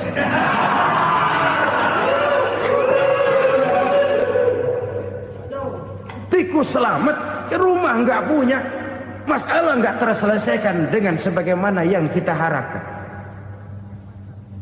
Kita sepakat ini negara hukum, dan di hadapan hukum semua manusia itu sama. Itu prinsip yang diajarkan Allah. Al-musawat bainan nas fi takalifil ahkam. Semua manusia sama dalam berhadapan dekat dengan hukum Allah Subhanahu wa taala. Kalau hukum sudah pandang bulu, itu jelas yang enak yang banyak bulunya. Siapa yang banyak bulunya? Monyet. Kalau hukum pandang bulu, monyet keenakan. Saudara-saudara kaum muslimin rahimakumullah, introspeksi. Mari kita bercermin bagaimana perjalanan hukum selama ini. Kalau introspeksi ini kita temukan, lalu ada upaya untuk memperbaiki diri. Jangan menggunakan tak ada gading yang tak retak, mikul duwur mendem jero untuk menutup-nutupi kesalahan orang. Padahal kesalahan itu sedemikian besar. Padahal rakyat kita tiap hari antri sembako. Ada yang sehari sekali makan. Ada yang makan sudah bercampur tiwul. Ada yang nasi sudah dicampur pisang, balik jadi orok lagi. Macam-macam upaya rakyat untuk menangsal perut ini. Lalu rakyat ditenang-tenangkan, lebih baik puasa Senin Kemis sambil menghadapi krisis ekonomi. Kenapa rakyat yang disuruh puasa? Kenapa bukan pejabatnya yang puasa lebih dulu untuk kemakmuran rakyat? Kalau rakyat yang memang perutnya udah gepeng disuruh puasa, makin krempeng perutnya. Artinya pejabat harus punya sense of politics. Ya, tidak, puasa itu kan tidak cuma Senin Kemis saja. Puasa itu puasa perasaan, puasa menghargai perasaan yang sedang kondisi yang sedang dihadapi oleh rakyat. Bagaimana rakyat yang tengah antri sembako melihat pejabatnya lewat dengan mobil yang harganya sampai 1 miliar. Oh, inilah pemimpin saya. Luka lagi rasa keadilannya. Kita tidak tenggang rasa. Puasa dalam artian itu pun akan menolong menegakkan semangat kebersamaan, membentuk semangat kebersamaan. Saudara-saudara kaum muslimin rahimakumullah, penyebab bencana yang ketiga dikatakan oleh baginda Nabi, wala zaharat fihimul fahishatu illa fasha fihimul maut. Apabila kekejian telah merajalela, maka maut bertebaran di mana-mana. Kita renungi butir kalimat dalam hadis ini. Apabila kekejian telah merajalela, maut bertebaran di mana-mana. Begitu murah arti sebuah kehidupan. Penjarahan untuk hal-hal yang kecil tapi sampai mengorbankan nyawa. Apabila kekejian sudah terjadi di mana-mana, maut pun bertebaran. Maut dalam arti berpisah ruh dengan jasad, tapi juga maut dalam arti orang bisa mati karirnya, orang bisa mati usahanya, orang bisa mati kesempatannya karena perbuatan-perbuatan keji yang selama ini tidak terbendung. Lahirlah teori mafia. Siapa yang kuat dia yang berkuasa, siapa yang lemah dia menjadi mangsa. Proyek-proyek besar yang menang tender itu ya dari itu ke itu saja. Yang pengusaha-pengusaha tidak punya koleksi, koneksi, tidak bisa bayar komisi, dapat proyek tetelan. Ada dagingnya, dikit namanya juga tetelan. Dagingnya sudah habis disantap oleh meja. Sekian puluh meja dilalui, sekian puluh amplop dikeluarkan. Sehingga yang akhirnya ya tinggal tetelan itu tadi. Maka kualitas pekerjaan pun sudah bukan lagi jadi masalah. Demikianlah mafia-mafia ini bermunculan di mana-mana. Di pengadilan terkenal mafia pengadilan. Hukum bisa dibeli, hukum bisa dipesan menurut kebutuhan sponsor. Mafia peradilan, mafia politik, mafia ekonomi, bahkan mafia agama yang menggunakan agama sebagai kedok, menggunakan agama sebagai dalih, menggunakan agama sebagai topeng untuk melancarkan maksud-maksud politiknya pun tidak tertutup kemungkinan. Apabila kekejian telah merajalela, maut bertebaran di mana-mana. Korupsi, kolusi, nepotisme itu bagian dari kekejian. Kita selama ini kalau mendengar maksiat, itu yang terbayang cuma judi, mabuk, zina. Iya, itu maksiat. Tapi korupsi, kolusi, nepotisme itu juga maksiat dalam bentuk lain. Kalau ini sudah bertebaran, maka maut terjadi di mana-mana. Jangan bayangkan cuma mati orangnya, itu sih kewajiban. Yang menyakitkan itu orangnya masih hidup tapi dibikin mati, karirnya mati. Kenapa? Karena yang diperlukan bukan cuma orang pinter tapi orang taat. Biar pinter, kalau nggak taat minggir. Biar bodoh, kalau taat bisa nyenangin atasan, bisa nyemur. Kumaha juragan wae ayo nama. Itu yang kadang-kadang dapat penghargaan. Tidak ada prestasi kerja kecuali bikin senang orang di atas. Kita lihat di desa-desa jalan rusak. Kalau ada berita pejabat anak mau turun, jalan rata sekali. Sampai tanah dari mana aja dikeruk buat ngeratain tuh jalan. Pejabat pulang legok lagi jalanan. Katanya kita kerja buat rakyat, nyatanya kita cuma melayani atas. Kenapa? Terjadi lingkaran setan. Seperti kata lagu Dul Sumbang itu. Mahasiswa takut sama dosen, dosen takut sama dekan, dekan takut sama rektor, rektor takut sama menteri, menteri takut sama presiden, presiden takut sama mahasiswa. Muter balik lagi. Lingkaran setan. Lingkaran setan. Saudara-saudara kaum muslimin rahimakumullah. Kekejian yang merajalela, praktek-praktek mafia yang tertuang dalam kehidupan sehari-hari menyebabkan orang mati karirnya, jasad masih hidup, karir mati, itu menyakitkan. Mati bisnisnya. Rakyat kecil pernah senang ketika cengkeh booming, harganya bagus, rakyat banyak yang pergi haji. Lalu mau ditata, lahir tata niaga cengkeh, malah amburadul. Harga cengkeh jatuh, petani cengkeh kecil menjerit. Siapa yang untung? Segelintir orang.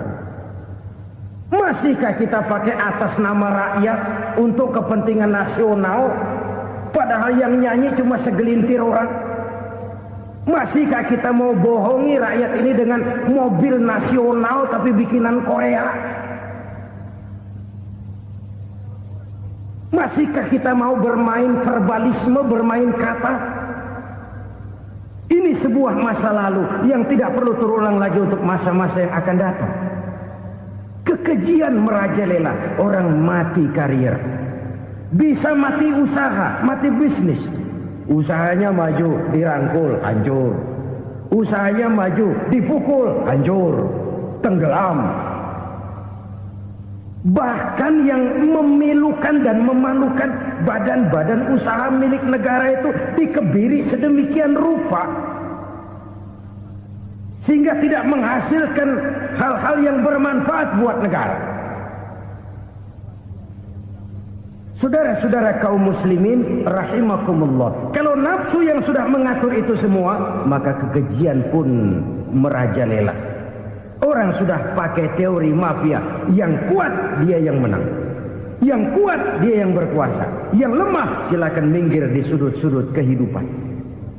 Kalau kekejian seperti ini merajalela, maut bertebaran di mana-mana. Banyak orang mati karirnya, banyak orang mati usahanya, banyak orang mati imajinasinya. Sekarang ini dalam dunia seni, yang banyak karyawan seni, bukan seniman.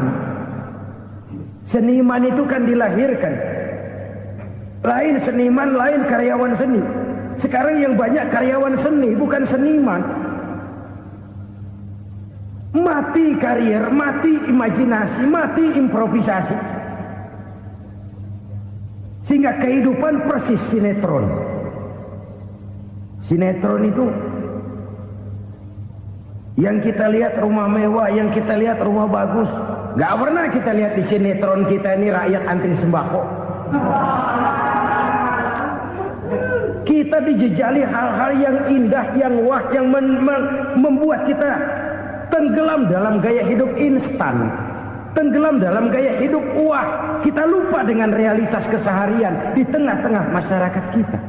Lahirlah kelompok-kelompok selebritis, dibesarkan oleh berbagai media.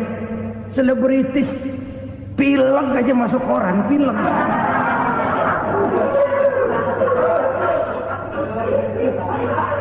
Rakyat yang pingsan antri beras nggak masuk koran. Rakyat yang semaput antri minyak nggak masuk koran. Selebritis panok masuk koran.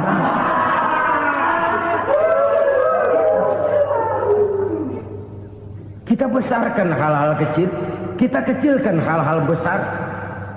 Kenapa? Kita mengejar oplah, kita profit oriented, tidak lagi berorientasi kepada realitas hidup yang kita hadapi ini. Kalau kekejian sudah merajalela, kata Nabi, maka maut bertebaran di mana-mana. Maut dalam artian maut, coba lihat sekarang begitu murah nyawa. Karena 1000 perak orang mau nusuk bunuh. Karena beras seliter orang khilaf. Begitu murah kehidupan. Tapi kekejian dalam bentuk korupsi, kolusi, nepotisme, kekejian dalam bentuk itu mematikan karier, mematikan bisnis, mematikan imajinasi, mematikan kreativitas. Itu juga maut dalam bentuk lain akibat kekejaman lain. Ini penyebab yang ketiga. Yang keempat, penyebab bencana menurut baginda Rasul,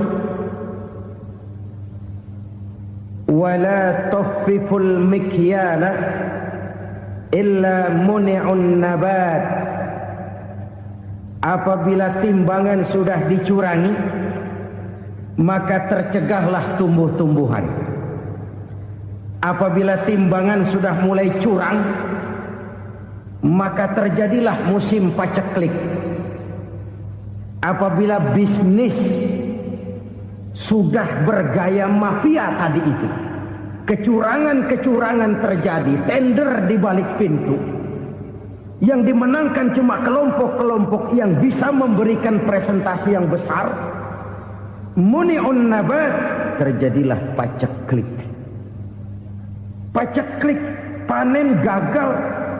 Wereng, ya wereng. Kemarau panjang, it's okay. Air sulit, iya.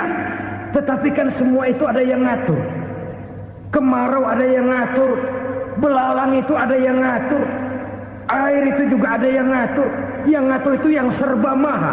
Kalau ia murka melihat kecurangan timbangan, Allah itu kalau murka kan gampang saja, tinggal komandoin balang, lang, hancurin tuh sawah. Konvoy belalang, konvoy. Allah tinggal ngutik. Angin El Nino mampir lo ke Indonesia. Hujan nggak turun-turun, kemarau panjang. Jadi kalau musim kemarau kan namanya anginnya El Nino. Kalau musim hujan anginnya namanya La Nina. Cakep namanya, kejem orangnya. Saudara lihat Cina sekarang sedang kena La Nina, banjir besar, ribuan orang meninggal. Dia mah ribuan mati kagak berasa, rakyatnya miliaran. Bangladesh lagi ngalami La Nina, India lagi ngalami La Nina. Angin, hujan, kemarau, belalang itu kan ada yang ngendaliin. Kuncinya bukan di belalangnya, kuncinya bukan di peredaran matahari berputar, kuncinya di atas yang mengatur semua itu. Kalau timbangan sudah mulai curang, pengusaha sudah nggak mau jujur, apa nggak bikin perut jadi mual. Begitu rakyat antri sembako pingsan nggak dapat beras, sementara beras ditumpuk-tumpuk sampai membusuk. Kemana hati nuraninya? Kemana akal pikirannya? Kemana mereka yang berbuat atas nama rakyat tapi melihat rakyat susah tidak tergerak hatinya? Apabila timbangan sudah mulai dicurangi, bisnis sudah mulai melenceng, maka terjadilah paceklik. Sebuah negara yang berhasil dalam swasembada pangan, lalu sekarang menjadi negara yang rakyatnya antri untuk memperoleh kebutuhan pangan. Saudara-saudara kaum muslimin rahimakumullah, ini intinya adalah kecurangan. Kalau kecurangan sudah terjadi di mana-mana, dan ini milik siapa saja, bukan soal tempat, bukan soal jabatan, soal manusianya, SDM-nya. Kecurangan tidak cuma terjadi di kantor, di masjid bisa terjadi kecurangan. Korupsi tidak hanya bisa terjadi di kantor, di madrasah bisa ada korupsi. Faktor manusianya, ini soal SDM. Kecurangan yang besar tentu besar lagi kerugiannya. Kecurangan yang kecil, kecurangan sehari-hari, pedagang-pedagang kecil ngurangi timbangan, barang yang buruk dikatakan baik, yang baik dikatakan buruk, itu merugikan perorangan. Kecurangan yang besar merugikan bangsa dalam bentuk total, dalam bentuk seutuhnya. Nah, kecurangan-kecurangan seperti ini rakyat kan lihat, rakyat kan tahu, dan itu kembali terakumulasi di sini, pegel. Dan jangan lupa, rakyat yang nggak ngomong itu, rakyat yang nggak bersuara itu, batinnya menjerit, jeritannya menggoncang aras, dan itu didengar Allah. Yadullah fauqal jamaah, kata Nabi, tangan Tuhan di atas orang banyak. Jeritan hati rakyat menggoncang aras. Rakyat yang terlalu banyak dizolim, rakyat yang terlalu banyak dirugikan, ya rakyat yang terlalu banyak di atas namakan, menjerit batinnya, menggoncang aras, dan Allah bisa menggerakkan apa saja untuk membuat satu situasi. Allah bisa menggerakkan apa saja untuk membuat satu situasi. Saudara-saudara kaum muslimin rahimakumullah, ini faktor yang ketiga, timbulnya kecurangan. Faktor yang keempat maksud saya. Yang kelima, penyebab timbulnya bencana menurut baginda Nabi, wala muni'uz zakat wala muni'uz zakat illa hubbisa anhumul qatr. Apabila zakat enggan dibayar, maka tercegahlah qatrun. Qatrun ini kalau bahasa kita sembako. Maka tercegahlah kebutuhan-kebutuhan yang kita perlukan. Ini, kita tidak meragukan bahwa yang kita tuju adalah masyarakat yang adil dalam kemakmuran dan makmur dalam keadilan. Nah, antara kemakmuran dan keadilan ini memang sering tidak bisa berjalan seiring. Pada saat kemakmuran kita kejar, ekonomi kita pacu, ada nilai-nilai keadilan yang tertinggal. Pada saat nilai keadilan kita tegakkan benar-benar, ada unsur-unsur kemakmuran yang terabaikan. Oke, kita bisa mengatakan kasus. Oke, kita bisa mengatakan itu sebagian kecil. Tapi kalau sebagian kecil, lama-lama kan jadi sebagian besar. Oke, kita mengejar kemakmuran. Pertanyaannya, kemakmuran untuk siapa? Oke, kita berikan kelompok tertentu kue yang besar dengan harapan nanti dia bagiin kuenya kepada yang kecil-kecil.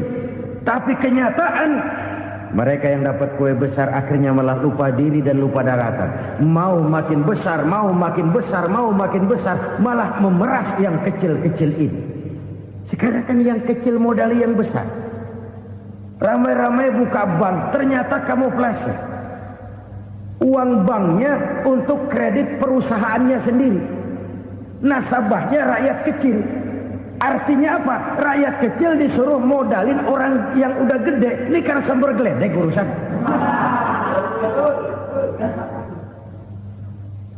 Ini kan permainan apa lagi? Rakyat kecil suruh modali yang gede.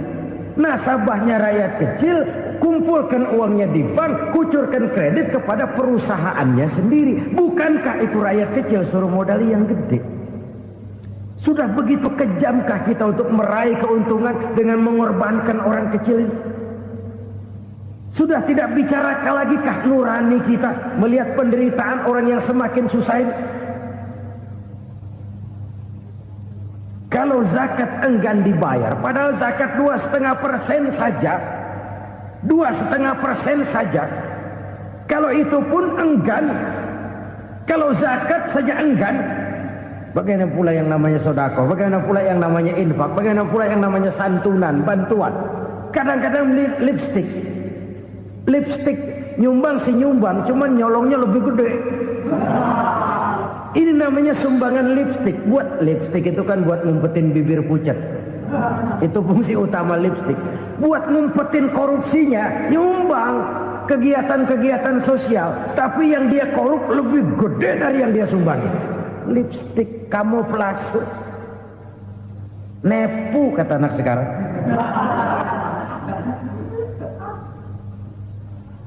Saudara-saudara kaum muslimin rahimakumullah.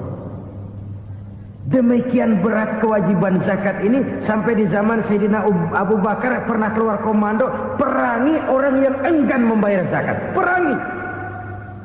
Karena fungsi zakat adalah menjembatani antara si kaya dengan si miskin.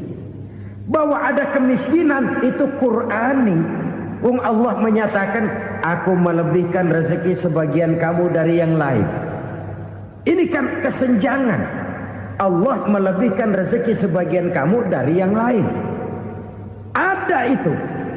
Tetapi itu berjalan secara nature. Nah, kalau direkayasa, yang kaya semakin kaya, yang miskin semakin terpuruk, yang sudah besar dapat proyek besar, yang kecil dapat tetelan. Ini kan rekayasa namanya. Kesenjangan yang direkayasa ini yang kita harus kikis. Nah, fungsi zakat menjembatani dari sisi sosial. Dari sisi pribadi, Nabi berpesan, zakku amwalakum biz zakat. Bersihkan hartamu dengan zakat. Sekarang ada istilah nyuci uang. Uang hasil korupsi itu bisa dicuci, dijadikan uang bersih. Bukan pakai rinso, bukan. Pakai politiknya koruptor, diolah sedemikian rupa sehingga jadi uang resmi. Sudah memutik, itu termasuk yang disebut kejahatan kerah putih, white collar crime. Kejahatan kerah putih, kejahatan pakai dasi, kejahatan kelas kakap. Makanya orang mendingan goblok kagak bener daripada pinter kagak bener. Goblok kagak bener itu gampang ngurusinnya. Pinter kagak bener, ini yang berabe bener ngurusinnya.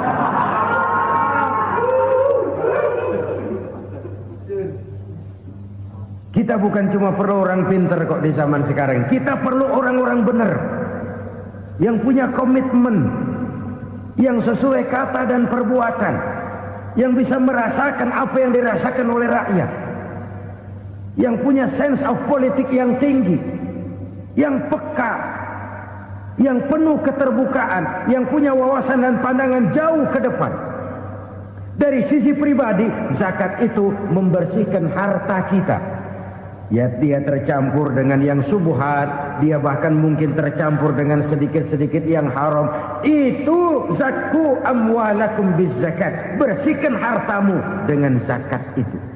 Pada sisi sosial ia menjembatani, pada sisi pribadi ia membersihkan harta kita.